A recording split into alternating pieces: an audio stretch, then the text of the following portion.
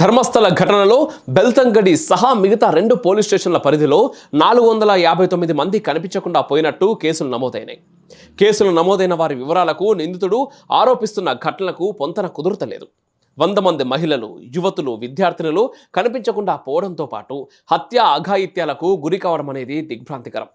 4 రోజుల విచారణలో 3 పుర్రెలు, ఇతర అస్థిపంజర భాగాలు దొరకడం మినహా వందల సంఖ్యలో ఖననం చేసిన ఆధారాలు లభించలేదు. ఇంకా ఈ ఘటన చుట్టూ అనేక ముఖ్యమైన విషయాలున్నాయి.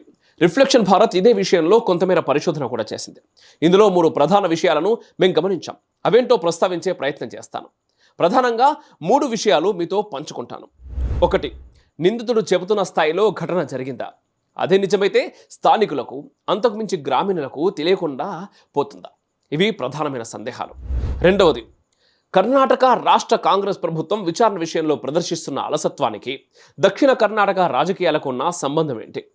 3.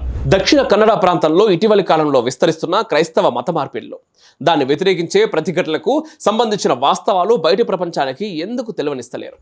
ఈ 3 సందేహాలను నేను చాలా పరిశోధన తర్వాత మాత్రమే మీకు చెప్పే ప్రయత్నం చేస్తా ఉన్నాను. మీరు కూడా పత్రికల కథనాల ద్వారా వీటిని నిర్ధారించుకోవచ్చు కొంతమేర. నిందితుడు చెప్తున్న సంఖ్యకు మించిన మిస్సింగ్ కేసులు ధర్మస్థల పొరుగున ఉన్న బెల్తంగడే, ఉజిరే ఠాణాల పరిధిలో నమోదైన మాట వాస్తవం.